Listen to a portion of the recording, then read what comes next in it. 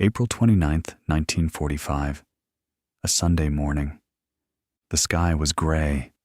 The air was cold. The soldiers of the U.S. 45th Infantry Division, the Thunderbirds, were pushing toward a large complex near Munich. They thought they were attacking a supply depot, maybe a factory. They had no idea they were walking into the nightmare of the century. They reached a railroad track outside the complex. There was a train sitting there. 39 cattle cars, silent, motionless. The soldiers approached the train. They smelled it before they saw it. A lieutenant peeked inside one of the cars, and he screamed. Inside the train were bodies. Thousands of them. Men, women, children, starved, beaten, stacked on top of each other like garbage. They had been left there to die of thirst and exposure. Some of the bodies had bite marks on them. The living had tried to eat the dead to survive. The American soldiers were veterans. They had fought in Italy. They had fought in France. They had seen friends blown apart. But they had never seen this.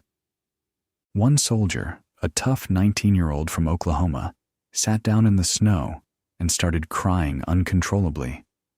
Another soldier vomited. But for most of them, the sadness quickly turned to something else. Rage. A cold, shaking, murderous rage. They looked at the SS watchtowers in the distance. They tightened their grip on their rifles. And in that moment, the rules of war evaporated. The Geneva Convention didn't matter anymore. The only thing that mattered was revenge. This is the true story of the Dachau liberation reprisals. The day American soldiers snapped. The day they lined up SS guards against a wall. And the day General Patton decided that sometimes murder is justice. The men of the 45th Infantry Division were not murderers. They were farm boys, factory workers, students. They were the liberators. Before April 29th, they had a reputation for being professional. They took prisoners. They treated the wounded. But Dachau changed them in an instant. Lieutenant Colonel Felix Sparks was the commander on the ground. He tried to keep control. He shouted orders. Keep moving. Don't look at the train.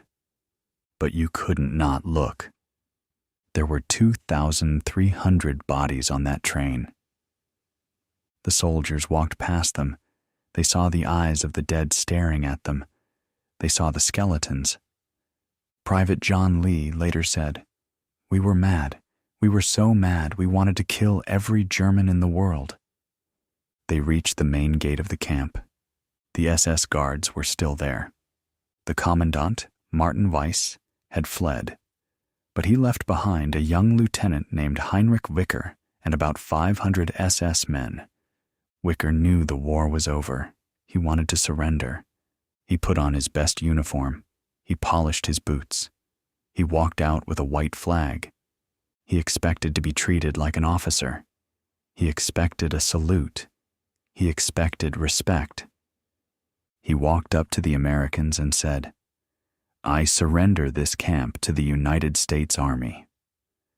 An American officer looked at the clean, well-fed Nazi. Then he looked at the pile of starving corpses behind him. He spit in the German's face. The surrender did not go as planned. The Americans entered the camp. Chaos broke loose. The prisoners saw the Americans. 30,000 skeletons rushed the fences. They were screaming with joy. They were crying, "Americans! Americans!" But while the prisoners cheered, the soldiers were hunting. A group of SS guards tried to surrender near a coal yard. They raised their hands. They shouted, "Hitler kaputt!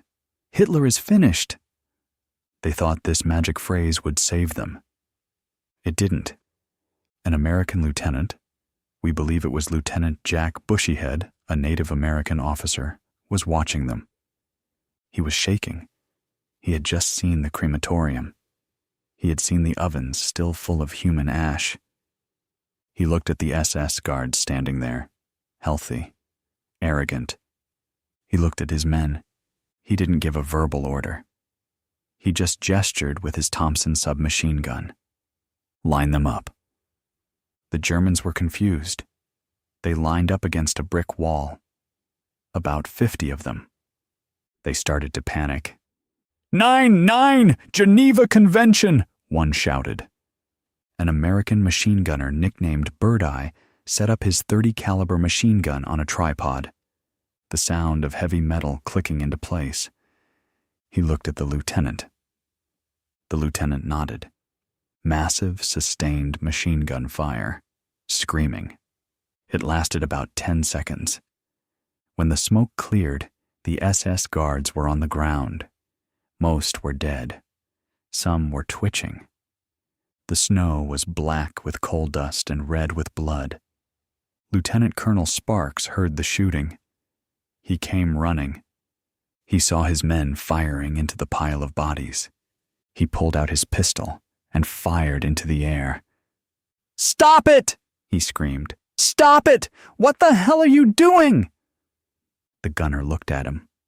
His eyes were blank. He wasn't sorry. He was crying.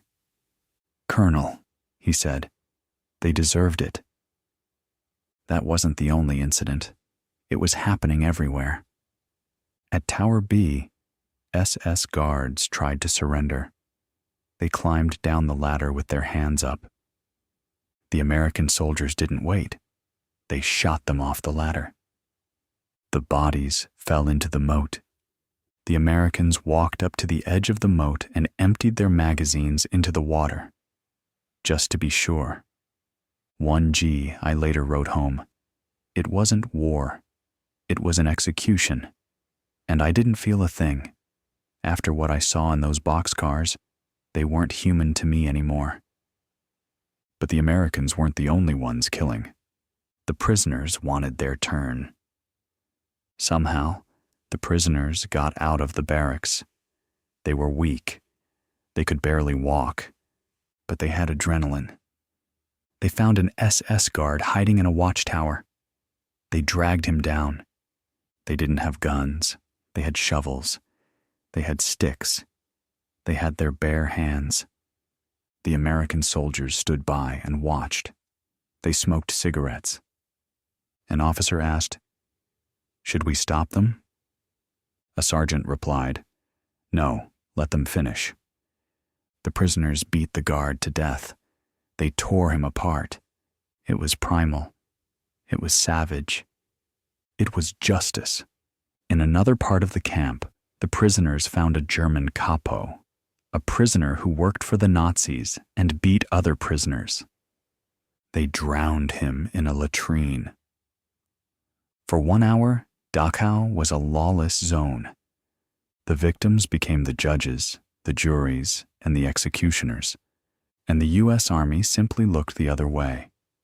Eventually, order was restored. Lieutenant Colonel Sparks stopped the killing. He locked up the surviving Germans to save them from his own men. But the secret couldn't be kept forever. Photos had been taken. Photos of American soldiers standing over piles of executed Germans. Photos of the Coal Yard Massacre. A few days later, an investigative team arrived, led by Lieutenant Colonel Joseph Whitaker. They interviewed the soldiers. They collected the photos. They wrote a report. Investigation of alleged mistreatment of German guards at Dachau. The report was damning. It concluded that American troops had violated international law. It recommended courts-martial. It recommended that the heroes of Dachau be treated as criminals. The report was sent up the chain of command.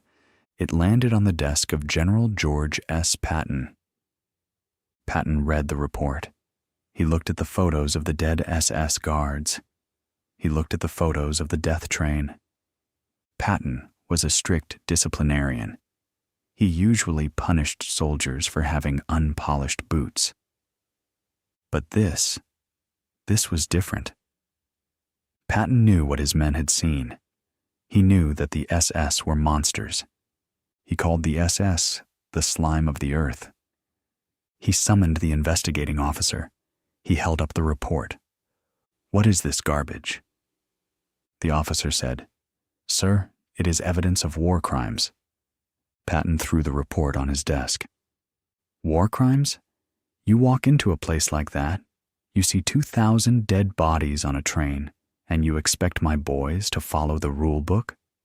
Hell no." Patton reportedly said, "These men were overwrought. They had nervous trigger fingers. It happens in war." Then he did something legendary. He didn't sign the court-martial papers. He took the report, and he burned it. Or according to some sources, he ordered it to be buried in the deepest top-secret file in the archive, never to be opened. He told his staff, "There will be no trial. The SS got what they deserved." Dismissed. Eisenhower, the Supreme Commander, agreed. He saw the photos of the death train. He realized that putting American heroes on trial for killing Nazi monsters would destroy morale. So the order came down. Quash the investigation.